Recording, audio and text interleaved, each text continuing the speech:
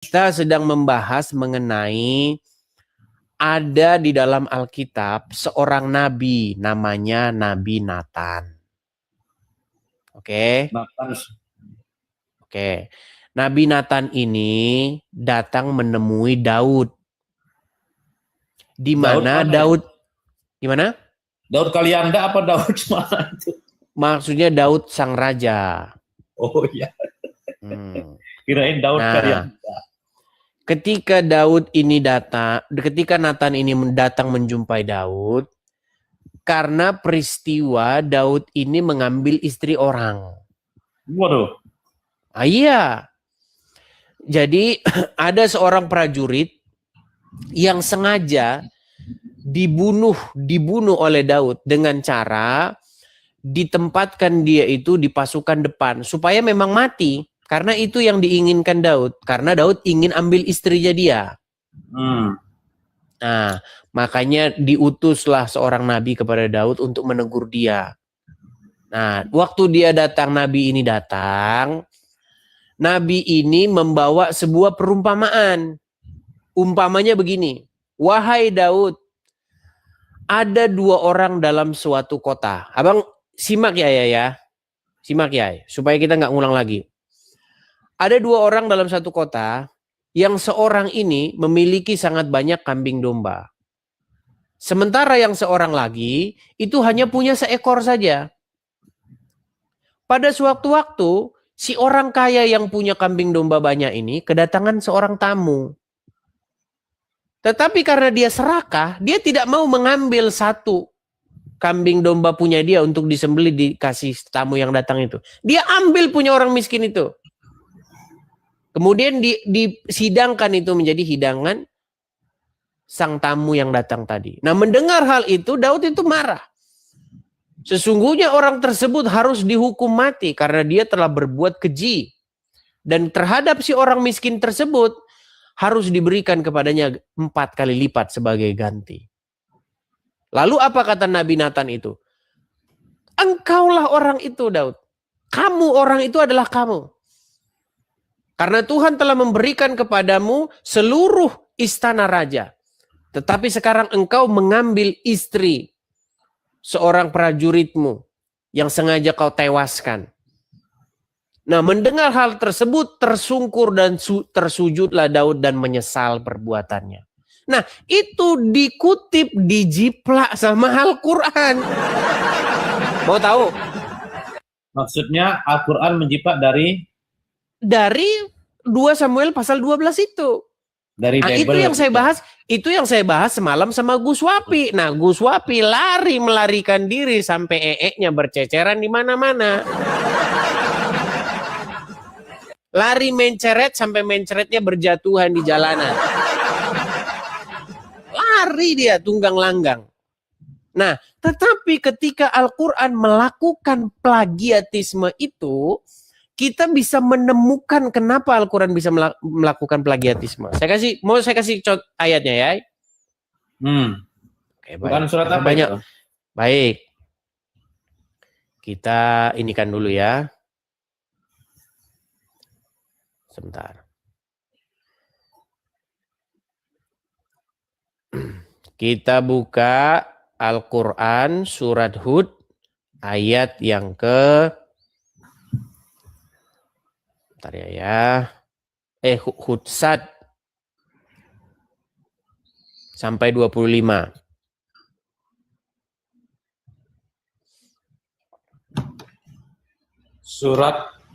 Surat Sad ayat 21 sampai 21 sampai 25. Makasih Bang Tobias, makasih. Nih, saya tampilkan ya di layar ya. Kiai boleh cross check di sana. Ini saya tampilkan di kamera biar teman-teman lihat nih. Surat Sad. Udah ketemu? Kita bandingkan nanti dengan Alkitab ya.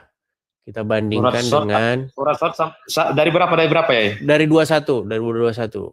21 sampai 25. Oke. Kita buka bandingkan dengan 1 Samuel 2 Samuel 12. Pasal yang ke-12. Nih, teman-teman nyimak ya, nyimak.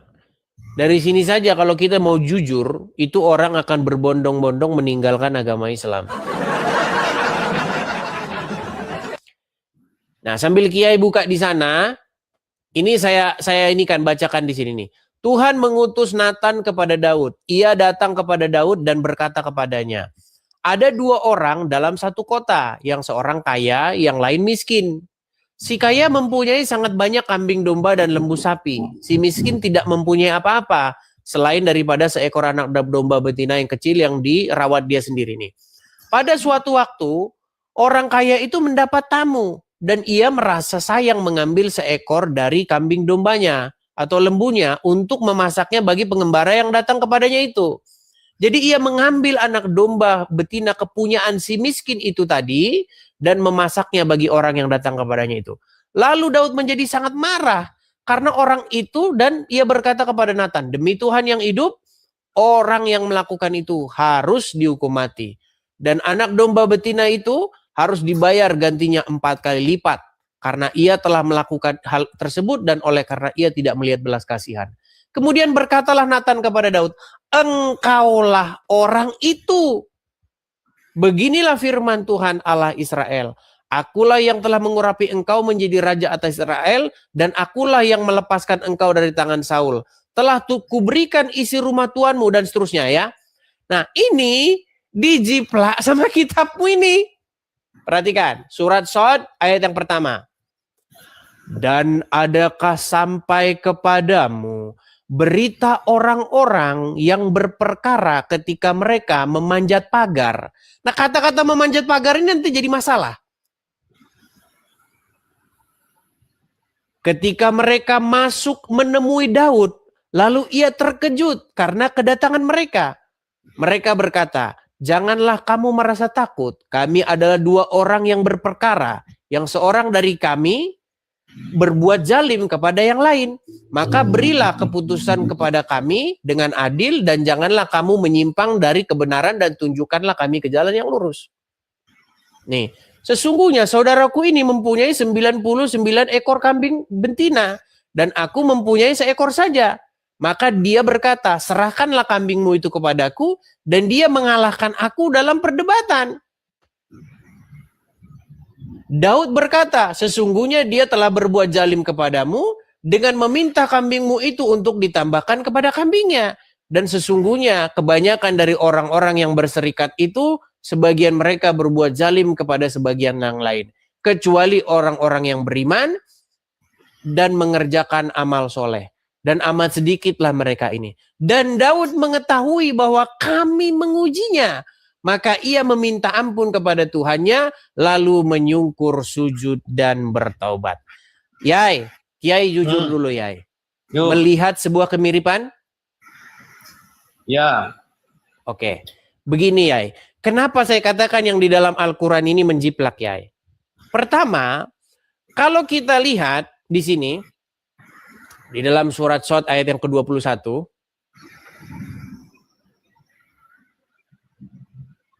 oke, yang datang kepada Daud berapa orang di sini? 2 orang. 2 orang dengan cara melompat pagar, betul? Ya. Nah, sementara di dalam Alkitab yang datang kepada Daud ini 1 orang. Dia itu membawa perumpamaan tentang adanya 2 orang. Ngelihat bedanya? Nah, yang dibawakan ini adalah sebuah umpama. Ya kan? Tuhan mengutus Nathan kepada Daud nih. Ada 2 orang dalam satu kota. Yang seorang kaya, yang seorang miskin. Jadi 2 orang ini nggak pernah datang kepada Daud. Karena 2 ini hanya ilusi. Hanya sebuah cerita saja. Sebenarnya itu ingin merujuk kepada dirinya Daud. Nah, sementara yang di dalam Al-Quran betul-betul 2 orang. Nah, kenapa yang saya katakan dalam Al-Quran ini mustahil terjadi? Pertama, 1. Saya balik dulu kamera saya, Yai. Ya, saya balik dulu, Yai. Kita mau pikir yang logis-logis dulu, Yai. Yai, yang namanya raja, nggak usah bicara raja zaman dulu. Raja zaman sekarang, dikawal nggak? Ya. Ada pengawal raja nggak? Banyak. Yai, coba lompat pagar. Main ke Thailand. Thailand tuh ada raja. Lompat pagar, Yai. Besok jenazah dikirim ke Indonesia. Yai. Kasih tahu dulu sama penonton itu, gue dikirim paus dulu. Masa lo aja dikirim paus? Dia orang gimana? Nah, harus pintar dulu. Makasih Bang Tobias, makasih. Yai, begini. Kalau kita berpikir secara logis, raja zaman dulu itu keadaannya itu lebih dahsyat daripada zaman sekarang. Dulu antar kerajaan itu sering perang. Ah, itu makasih Bang Tobias, sudah dikasih itu sama Bang Tobias kan. Kasih dulu, apa gua? Dikasih kan gabus. Ya, jangan mikirin gitu dulu ya. Gini ya. Dulu antar wilayah itu perang. Majapahit menaklukkan bangsa ini, Sriwijaya menaklukkan bangsa ini. Dulu sama. Dulu perang itu antar wilayah itu sesuatu yang lumrah. Kerajaan satu menaklukkan kerajaan yang lain. Kerajaan satu minta sebuah kepada kerajaan yang lain supaya mereka memberi jatah, supaya aman mereka. Nah, sekarang udah ada PBB. Nah, karena zaman dulu itu perang antar kerajaan itu begitu masif, makanya raja itu nggak pernah lepas dari namanya pengawalan. Bahkan Daud itu pernah menulis sebuah mazmur bunyinya begini, seperti pengawal yang merindukan pagi. Makanya pegawai itu pengawal raja itu nggak boleh tidur. Mereka itu sangat rindunya dengan pagi hari. Karena apa? Karena mereka jadi satpam yang nggak boleh tidur, mengawal raja. Raja tidur, mereka duduk di depan gitu, jadi patung bawa senjata. Nggak boleh tidur itu. Bagaimana mungkin ada orang masuk ngelompat pagar nemuin Daud, sama Daud diajak ngobrol? Udah belum ya? Kalau udah aku nanggepin. Ya silakan coba tanggap itu. Oke. Jadi dalam tafsir ringkasnya ayat 21 sampai ayat 25 surah Shad ini mengisahkan ujian Allah terhadap Nabi Daud alaihissalam. Jadi dua malaikat muncul di hadapan Nabi Daud dengan memanjat pagar dan mengajukan perkara sengketa harta. Sengketa tersebut melibatkan seorang dengan 99 kambing betina yang menuntut kambing milik orang lain hanya berjumlah 1 ekor. Nabi Daud memutuskan bahwa orang yang memiliki banyak kambing itu berlaku zolim. Namun kemudian beliau sadar bahwa peristiwa tersebut adalah ujian dari Allah. Beliau memohon ampunan dan bersujud kepada Allah dan Allah mengampuni serta memberikan kedudukan yang mulia. Nah, ini sebenarnya ayat ini ibrah, pelajaran bagi umat manusia agar tidak berlaku zolim. Jangan pertanyaan saya begini ya. Nabi berbuat zolim, maka Allah pun akan menegur. Jadi dua orang yang lompat ke pagar itu merupakan utusan Allah berupa malaikat. Gitu ya, yang cerdas dikit ya ini. Masa meter-meter ayat, Yai. Oke, Yai. Cerdas sebentar. Dikit dari sebentar orang dulu itu. Ya. Begini, dari mana kita tahu itu malaikat, Yai? Ya berdasarkan tafsir. Oh, tafsir. Ya. Oke, kenapa mereka harus lompat pagar? Sebentar ya. Kenapa harus melompat? Jadi gini, mengajukan dengan memanjat pagar dan mengajukan. Iya, kenapa mereka harus manjat pagar itu ada apa? Itu poin apa yang ingin disampaikan Al-Quran itu coba? Kenapa? Kalau Nabi Daud itu dijaga oleh bala tentaranya benar. Dijaga oleh pasukannya benar dan dia sangat ketat sekali. Tapi Allah mengirim malaikat yang tidak bisa dilihat. Dan iya, ini pertanyaannya begini Yai. Ibrah yang harus kita ambil. Nah, kita ngegas terus kita Kiai.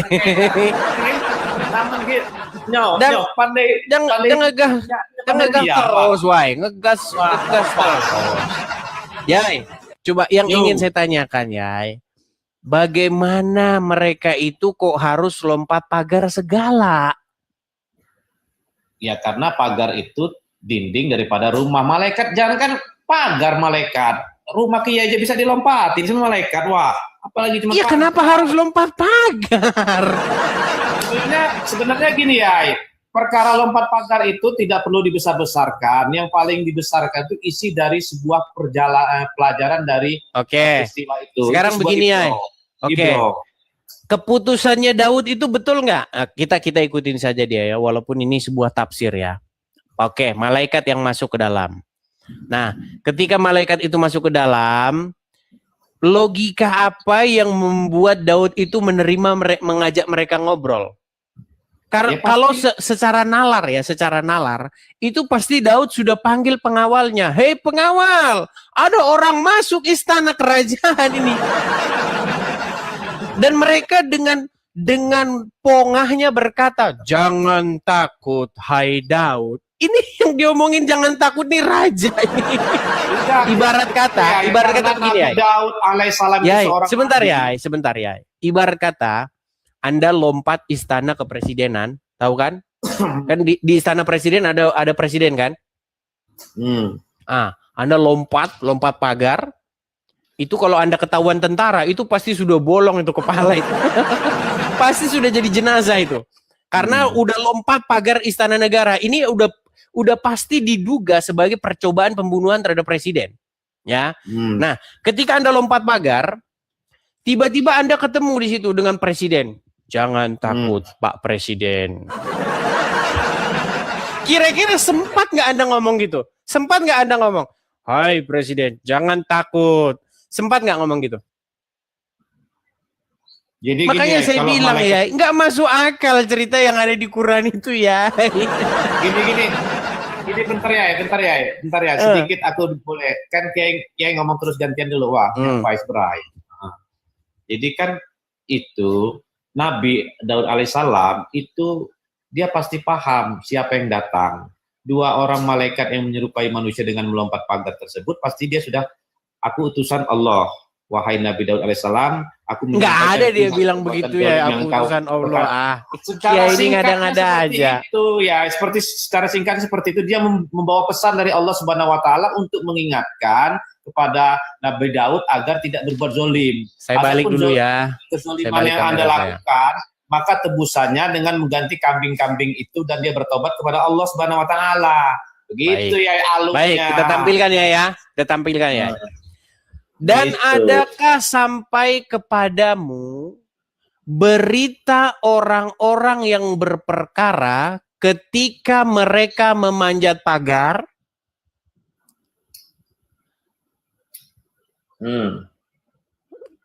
Ketika mereka masuk, jadi benar-benar dua orang ya. Jadi nggak ada di sini dikatakan malaikat ya, nggak ada. Ketika mereka masuk menemui Daud, lalu ia terkejut. Daud tuh terkejut karena kedatangan mereka. Mereka berkata, jangan kamu merasa takut. Bayangin nih, dia ngomong sama raja, udah lompat pagar, jangan kamu takut. Yai, kalau nggak percaya Yai, coba lompat istana kerajaan di mana? Oh, di mana ya kerajaannya? Brunei, Yai, main ke Brunei, lompat pagarnya itu, nah, temuin raja Brunei itu. Setelah sampai di kamarnya, jangan takut. Yai, nggak sempet kita ngomong jangan takut, Yai. Dia pasti, raja itu pasti pengawal, pasti sudah begitu. Nggak, gini, makanya saya bilang ini cerita ini mustahil ini, Yai. Makanya saya bilang, Yai, jujurlah kita. Oke, saya teruskan nih. Janganlah kamu merasa takut. Kami adalah dua orang yang berperkara. Yang salah seorang dari kami berbuat zalim kepada yang lain. Maka berilah keputusan antara kami dengan adil. Dan janganlah kamu menyimpang dari kebenaran dan tunjukkanlah kami jalan yang lurus. Jadi mereka ini minta keputusan dari Daud, tapi caranya ini lancang sekali. Lompat pagar menemui raja ini. Baik, kita lanjutkan.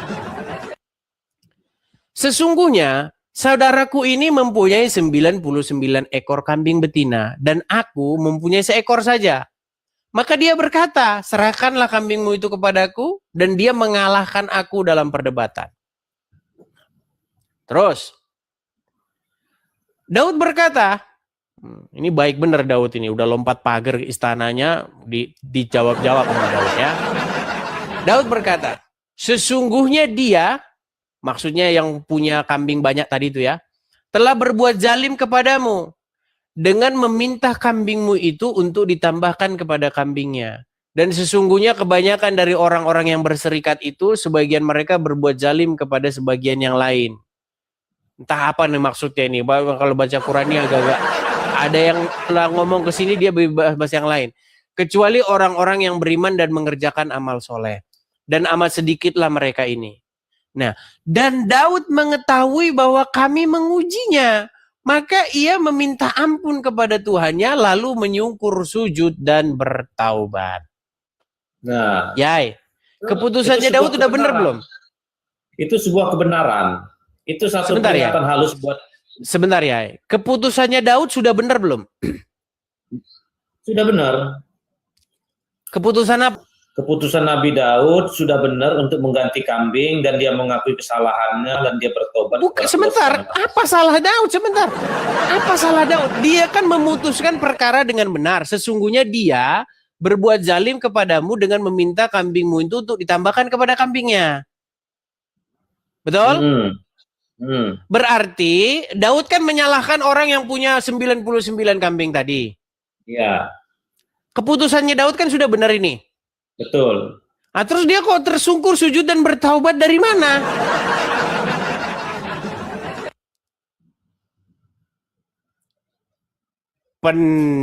Paniang palambo paniang. Artinya gini, itu teguran dari dua malaikat yang menyamar manusia mengingatkan kepada. Ditegur apanya? Apanya yang ditegur? Agar tidak tergesa-gesa dalam memutuskan perkara. Mana di sini tergesa-gesa? Nah, Hidayah. Sehingga Nabi Daud mengakui dan mana nggak ada di sini ya? Mana di sini kita tergesa-gesa mana ya? Nah, Kedah. Tergesa-gesa yang mana? Menjelaskan, memisahkan ya kepada Nabi Daud ya, mengampuni Nabi Daud atas tergesa-gesanya dalam memutuskan perkara. Nah, gitu. Mana tergesa-gesa kita? Nah, oke ya. Kita gini saja ya. Saya gini aja ya. Sebentar. Saya bacakan. Saya bacakan gini. Itu perlu ditafsirkan. Ya, makanya begini ya. Makanya begini. Sebenarnya kalau kita mau berpikir secara logis ya, ini kita jujur-jujur aja. Ya, kisah itu diambil dari sini ya. Ya. Ini di dalam 2 Samuel pasal 12. Terus kalau dua orang manusia itu di situ apa dalam tafsirnya? Malaikat apa orang itu? Baik, saya bacakan ya. Tuhan mengutus Nathan kepada Daud. Nathan sama Daud ini memang berteman mereka ini. Ya, baca sebelum-sebelumnya mereka berteman ini. Tuhan mengutus Nathan kepada Daud. Ia datang kepada Daud dan berkata kepadanya, ada 2 orang dalam satu kota, yang seorang kaya, yang seorang miskin. Si kaya mempunyai sangat banyak kambing domba dan lembu sapi. Si miskin tidak mempunyai apa-apa selain daripada seekor anak domba betina yang kecil, dan seterusnya. Pada suatu waktu, orang kaya itu mendapat tamu, dan ia merasa sayang mengambil seekor domba dari miliknya itu untuk memasaknya bagi pengembara yang datang kepadanya itu.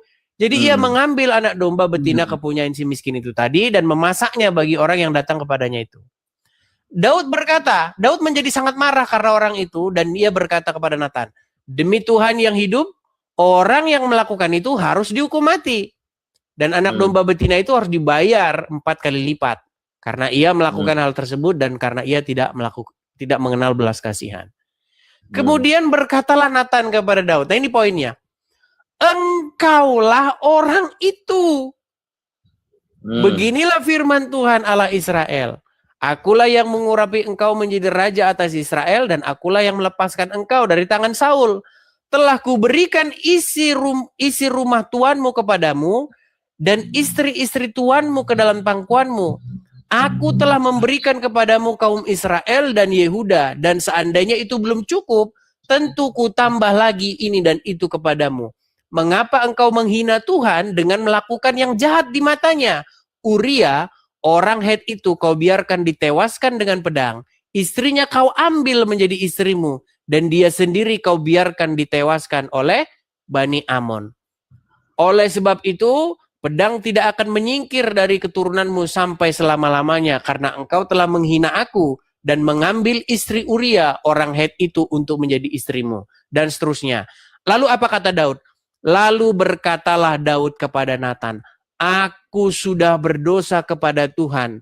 Dan Nathan berkata kepada Daud, Tuhan telah menjauhkan dosamu itu, engkau tidak akan mati. Jelas? Ini perikop aslinya tuh dari sini. Bukan yang datang 2 orang betulan. Jadi Yai, marilah kita jujur Yai. Inilah penjiplakan yang nyata Yai. Kejujuran itu gini,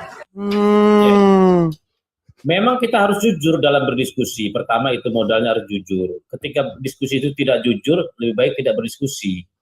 Nah, lalu cara menarasikannya pun harus jujur.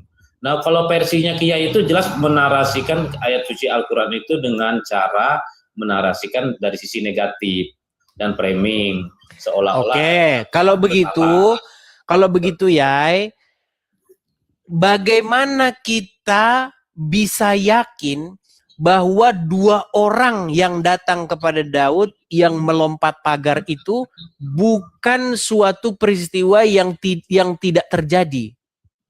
Karena itu mustahil peristiwa yang sungguh-sungguh terjadi. Itu peristiwa Kenapa mustahil? Kenapa mustahil? Pertama, 2 orang itu nggak jelas siapa identitasnya. Ya, kedua, 2 orang itu kan asumsi liar Yai. Jadi gini ya, artinya itu kita harus merujuk kepada tafsir Imam Ibnu Katsir, bagaimana itu diterangkan ayat 21 sampai 25. Ternyata 2 orang itu Allah utus manusia yang berbentuk malaikat untuk mengingatkan. Kalau menurut tafsir itu dijelaskan katanya perihal perzinahan Daud. Nah, berarti kalau menurut tafsir makin menyontek lagi ya.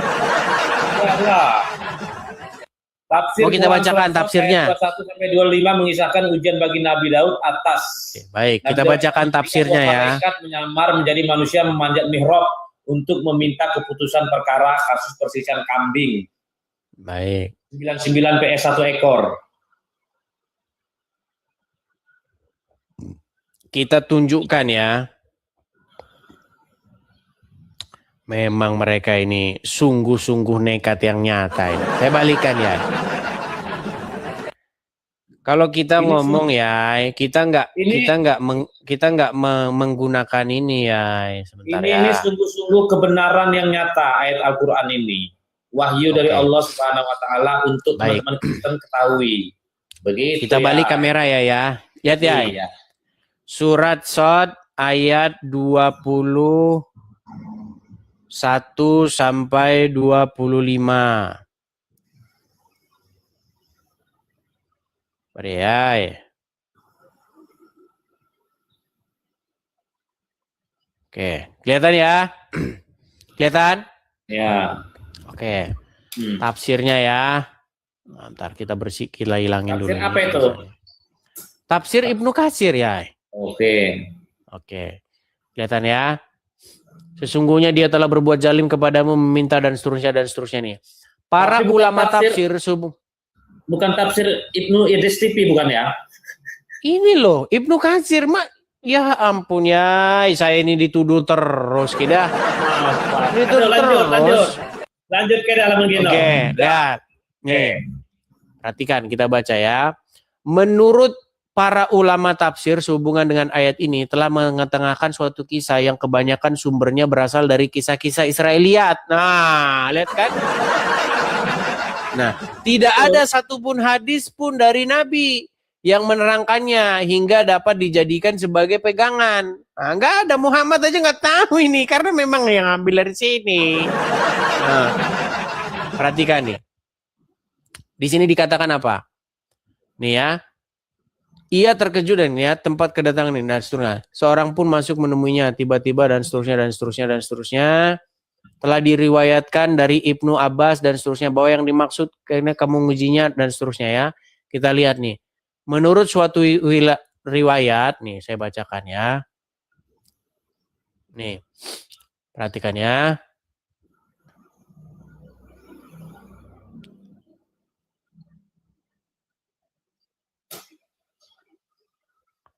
Sebentar. Kita bacakan. Sabar, sabar, sabar.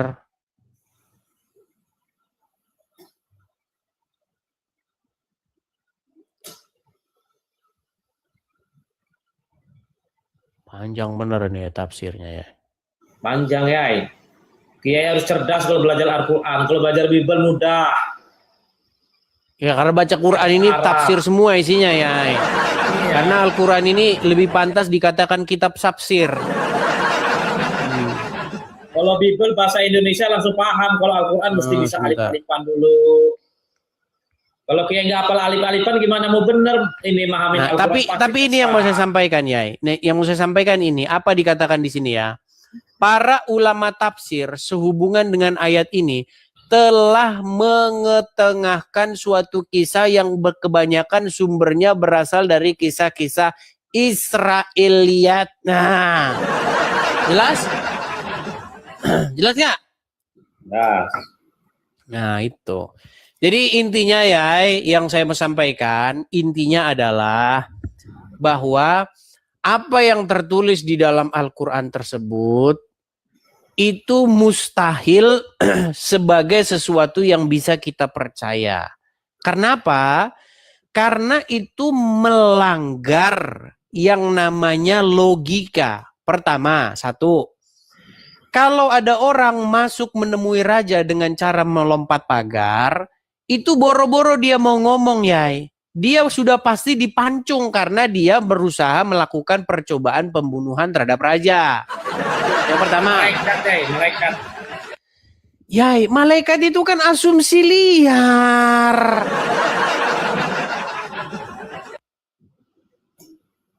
Yai, yang ngomong itu malaikat siapa? Muhammad dikatakan loh ini loh. Nih, Muhammad sendiri dia tidak pernah mengatakan apa-apa sehubungan dengan surat ini. Saya balikin ya kamera lagi ya. Aduh, lihat nih ya. Perhatikan nih.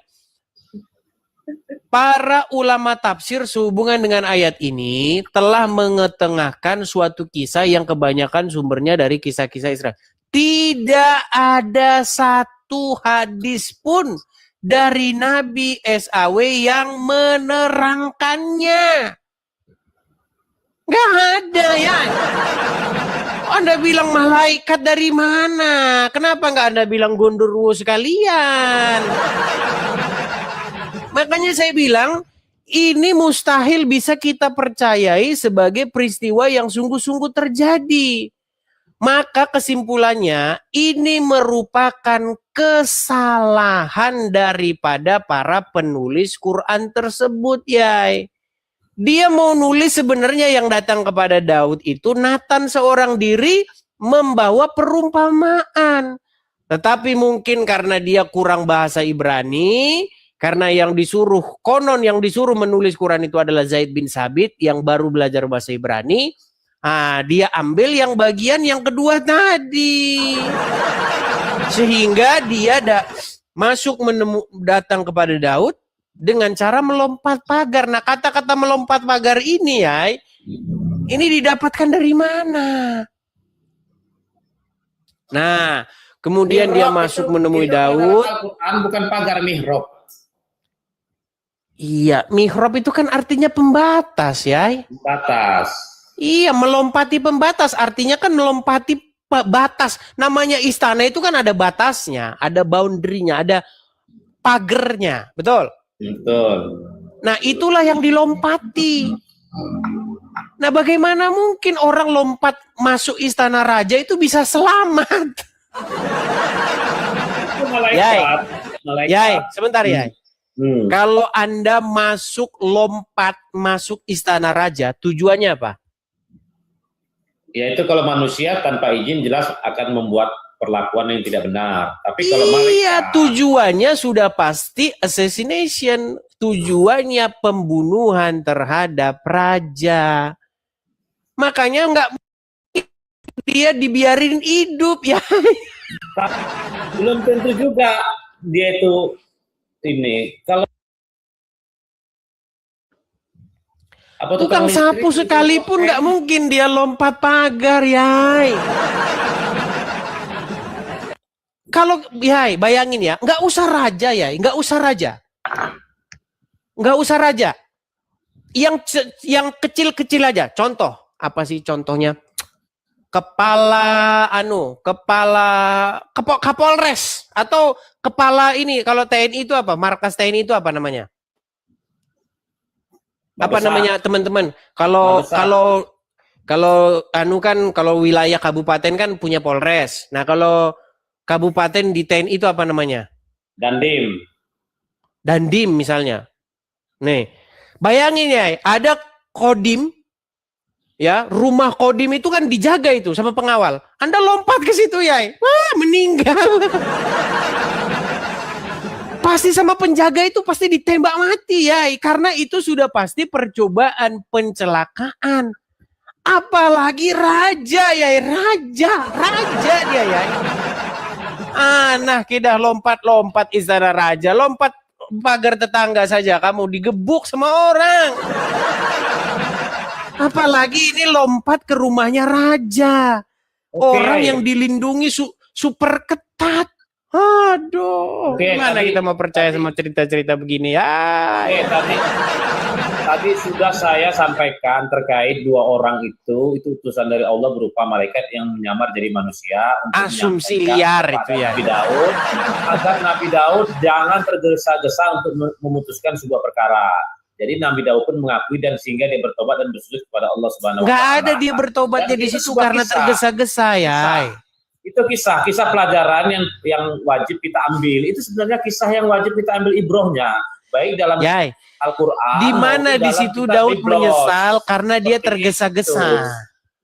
Tergesa-gesa dalam memutuskan perkara. Nah, itu teguran dari bukannya, Yai. Daud menyesal bukan karena tergesa-gesa. Daud menyesal karena dia numpain air minumnya tadi. Dia menyesal karena dia nggak sengaja nendang air minumnya orang itu. Itu menyesal. Jadi itu ya. Jadi gini, sebelumnya aku miyah aja, woi. Kagak miyah. Sakit teling, nahan miyah. Jadi gini ya.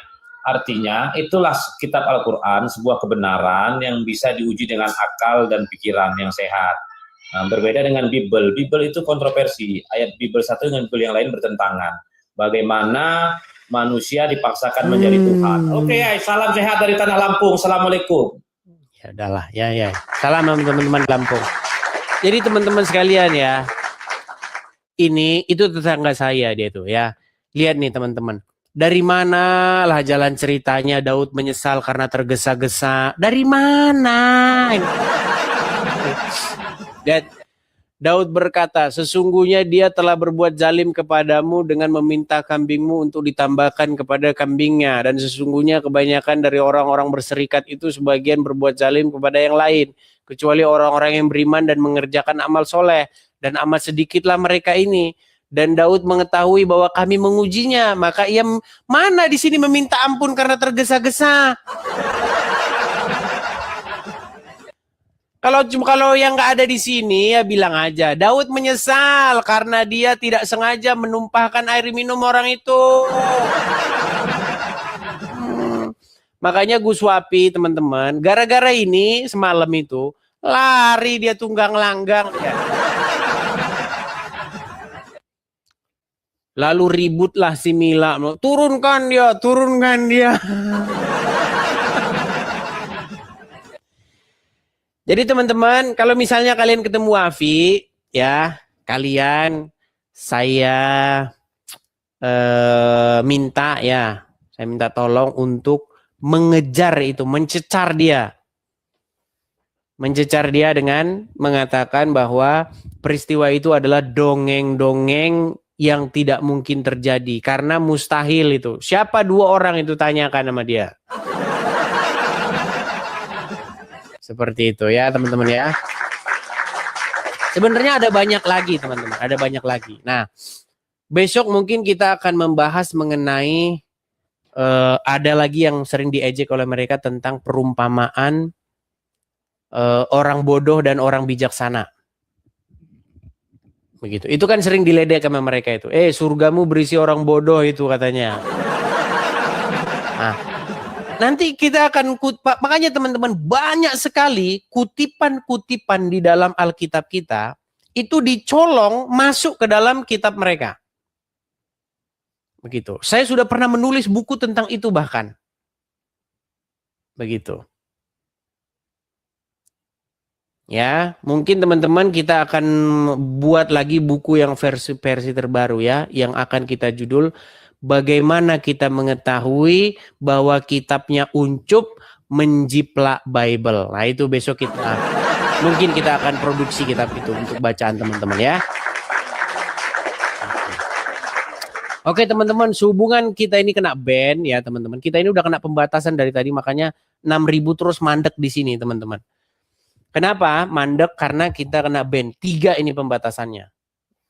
Begitu. Jadi mungkin kita lanjutkan nanti. Saya rehat dulu sebentar. Teman-teman juga kalau mau rehat dulu ya, seperti itu. Oke teman-teman, saya rasa itu saja. Sekali lagi teman-teman, support dan dukung ya teman-teman, support dan dukung saya, tetap support dan dukung saya teman-teman agar channel kita ini terus berjalan.